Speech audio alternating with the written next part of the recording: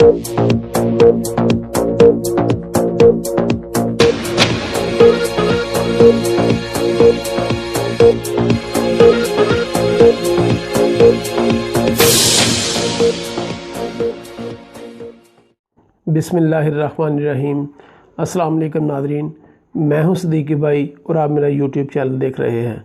नाज़रीन, अगर अभी तक आपने हमारा चैनल सब्सक्राइब नहीं किया तो प्लीज़ इसे सब्सक्राइब कर लीजिए।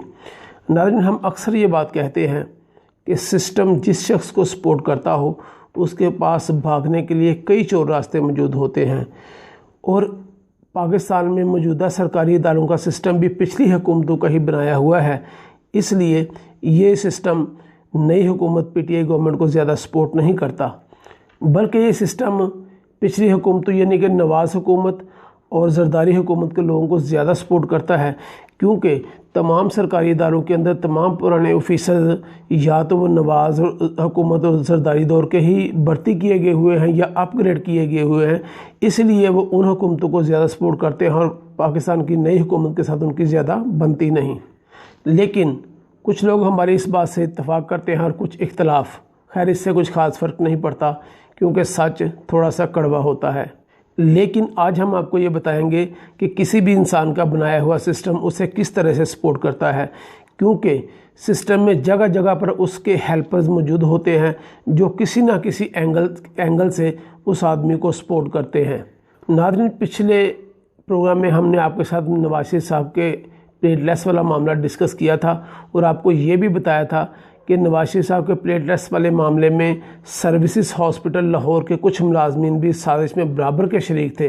और फिर हमने आपको ये भी बताया था कि डॉक्टर्स कभी भी किसी भी मरीज़ के खून का सैंपल लेकर लेबॉर्ट्री नहीं जाया करते और ना ही वो लैब में मौजूद रहते हैं, बल्कि लेबॉर्ट्री में लैब टेक्नीशियन वगैरह ही मौजूद होते हैं जो रिपोर्ट बनाते हैं और खून का टेस्ट करते हैं।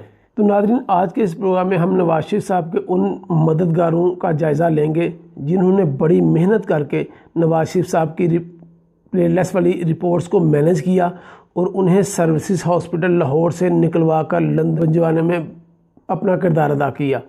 क्योंकि अब एक senior TV anchor Imran Riaz साहब ने गवर्नमेंट ऑफ पाकिस्तान को चैलेंज कर दिया है कि गवर्नमेंट ऑफ पाकिस्तान इमरान खान साहब नवाज शरीफ साहब के प्लेटलेस वाले मामले की एक शफाफ इंक्वायरी करवाएं, और अगर इस इंक्वायरी में टीवी एंकर इमरान रियाज साहब के तजवीज़ करदा ये हॉस्पिटल के मुलाजमीन शामिल ना पाए जाएं तो गवर्नमेंट को पूरा इख्तियार है कि वो टीवी एंकर इमरान रियाज के ख़िलाफ़ कानूनी कार्रवाई कर सकती है।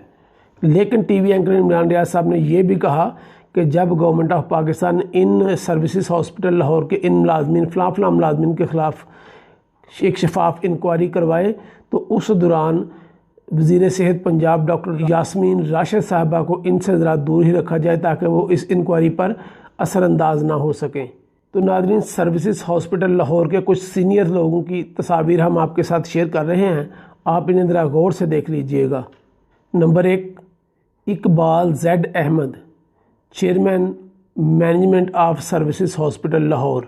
नंबर 2, वारिस फ़रूका साहब, professor surgery services hospital Lahore. Number 3, professor Mahmood Ayaz साहब, senior vice president CPSP services hospital Lahore. Number 4, doctor Faiza Bashir साहिबा, head of pathology department services hospital Lahore. तो नाज़रीन, इकबाल ज़ेड अहमद साहब chairman board of management services hospital Lahore हैं, और इनकी तस्वीर का दूसरा रुख ये है कि ये LNG केस में नैब के मुल्ज़िम हैं साबका वज़ीर आज़म शाहिद खाकान अब्बासी साहब के साथ, यानी कि उनके मुकदमावार उनके शरीक मुल्ज़िम हैं उसी केस में, लेकिन फ़िलहाल ये ज़मानत पर बाहर हैं और पिछले करीब 2 साल से ये सर्विस हॉस्पिटल में मैनेजमेंट के चेयरमैन बने हुए हैं। और फिर वारिस फ़रूका साहब, professor surgery services hospital Lahore, ये बड़े कमाल के बंदे हैं नवाज शरीफ साहब के लिए।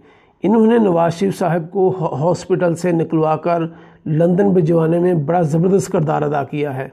और फिर अब जब पंजाब हुकूमत ने इस मामले की एक शफाफ इंक्वायरी करवाने का फ़ैसला किया है, तो यही जो फ़रूका साहब हैं इन्होंने एक प्रेस कॉन्फ्रेंस की है जिसमें उन्होंने कहा है कि गवर्नमेंट जब चाहे नवाज शरीफ साहब के खून के सैंपल्स के DNA करवा सकती है। हमने नवाज शरीफ साहब के खून के सैंपल अभी तक संभाल के रखे हुए हैं और गवर्नमेंट जब चाहे इन सैंपल्स का DNA करवा ले, हमें किसी किस्म का कोई इतराज़ नहीं होगा।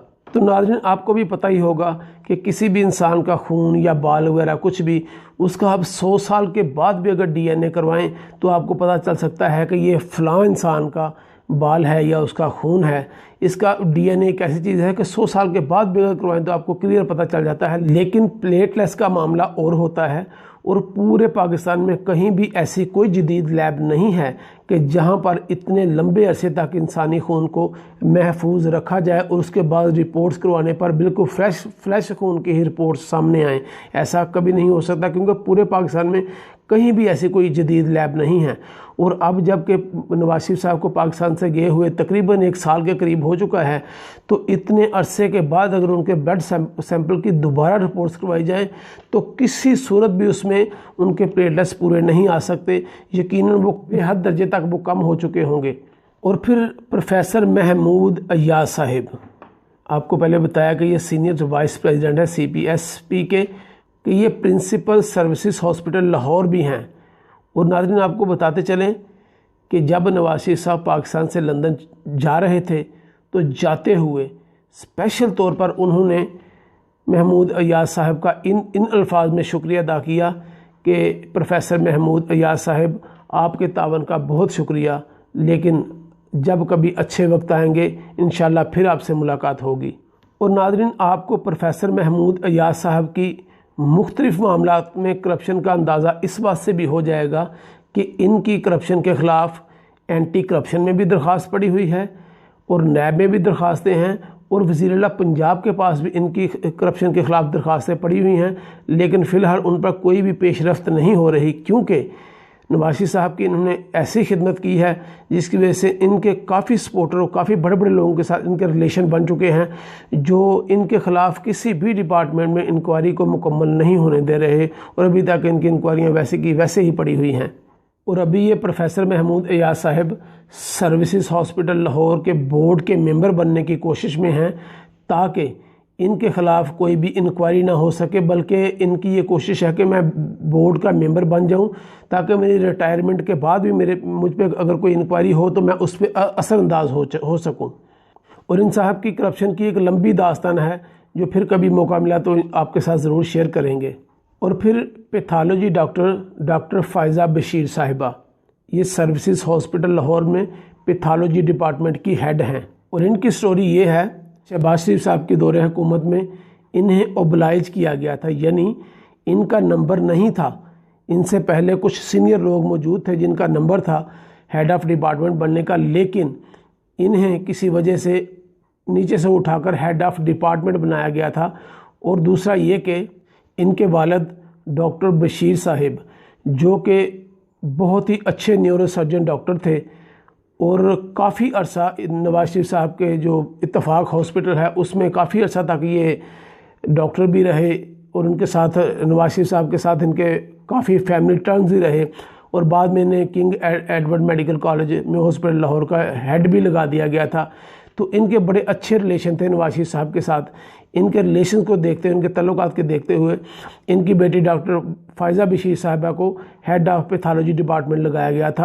और इस तरह शरीफ फैमिली के इन पर काफ़ी एहसानात थे जिनका बदला डॉक्टर फ़ायज़ा बशीर साहिबा ने नवाज शरीफ साहब की प्लेटलेट्स वाली रिपोर्ट्स को मैनेज करके अदा किया। और फिर जैसा कि हमने पिछले प्रोग्राम में आपको बताया था कि कभी भी कोई भी डॉक्टर किसी मरीज़ का सैंपल लेकर खुद लेबॉर्ट्री नहीं जाता और ना ही डॉक्टर्स लेबॉर्ट्री में मौजूद होते हैं।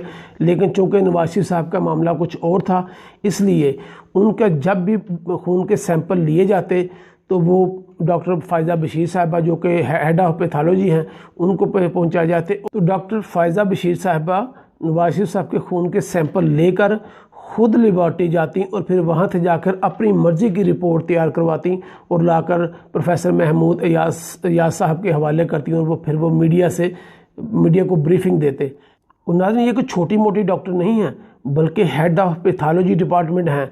यहाँ पर तो कोई छोटा मोटा डॉक्टर भी किसी मरीज़ की सैंपल लेकर लैब में रिपोर्ट करवाने के लिए नहीं जाता, और ये तो फिर एक हेड ऑफ डिपार्टमेंट थी। लेकिन चूँकि इन पर शरीफ फैमिली के काफ़ी एहसानात थे, इसलिए इन्होंने ऐसा किया कि किसी ना किसी तरह से नवाज शरीफ साहब की रिपोर्ट्स को मैनेज करें और उन्हें जल्द से जल्द यहाँ निकलाकर लंदन भिजवाया जाए। और फिर नाज़रीन आपको ये भी बताते चलें कि मेडिकल के शोबा में हर किस्म की जैली रिपोर्ट्स बनाने में सर्विसेज हॉस्पिटल लाहौर का पंजाब में शायद ही कोई सानी हो, क्योंकि बेशुमार सरकारी इदारों में भर्ती होने के लिए लोग अपना मेडिकल सर्विसेज हॉस्पिटल लाहौर से करवाते हैं और फिर वहां पर पैसे देकर अपनी मर्जी की ऐसी रिपोर्ट्स तैयार करवाते हैं जिनकी वजह से उन्हें भर्ती होने में आसानी हो सके। तो नाज़रीन ये थी सर्विसेज हॉस्पिटल लाहौर की और मियाँ नवाज शरीफ साहब के प्लेलेस की स्टोरी। और अब गवर्नमेंट ऑफ पाकिस्तान मियाँ साहब को लंदन से वापस लाने के लिए चाराजोई कर रही है, लेकिन ये बिल्कुल नामुमकिन है, क्योंकि दुनिया भर के गरीब मुल्कों के अमीर चोर अपने अपने मुल्कों से दौलत लूटकर बरतानिया जाकर बैठ जाते हैं और सियासी पनाह ले लेते हैं। और बरतानिया ने अभी तक किसी भी मुल्क के साथ उनके मुल्ज़मान उनके हवाले करने का कोई भी एग्रीमेंट नहीं किया हुआ, क्योंकि बरतानिया गवर्नमेंट जानती है कि ये गरीब मुल्कों के अमीर चोर जो अरबों खरबों डॉलर लेकर हमारे मुल्क में आते हैं और यहाँ सरमायाकारी करते हैं, इन्वेस्टमेंट करते हैं, अगर हम एक एक करके इन तमाम मुल्ज़मान को इनके अपने मुल्कों के हवाले करते गए तो फिर तकरीबन बरतानिया की आधी दौलत तो बरतानिया से वापस चली जाएगी। तो इस तरह से बरतानिया की इकॉनमी को काफ़ी नुकसान होगा। इसलिए कई कोशिशों के बावजूद भी बरतानिया किसी भी मुल्क के साथ उनके मुल्ज़मान वापसी की डील नहीं करता। और इसीलिए ये तमाम करप्ट लोग अपनी जायदादें बरतानिया में बनाते हैं कि जब भी इन पर कोई ऐसा मुश्किल वक्त आए तो ये किसी ना किसी तरह से ये बरतानिया पहुंच जाएं, तो फिर इनको वहां से कोई भी वापस नहीं ला सकता। नाज़रीन अब तक के लिए इतना ही। अगर आपको हमारा काम, हमारी वीडियो अच्छी लगे तो हमारे चैनल को ज़रूर सब्सक्राइब कीजिए, हमारी वीडियो को लाइक कीजिए, शेयर कीजिए। इंशाल्लाह फिर आपसे मुलाकात होगी। तब तक के लिए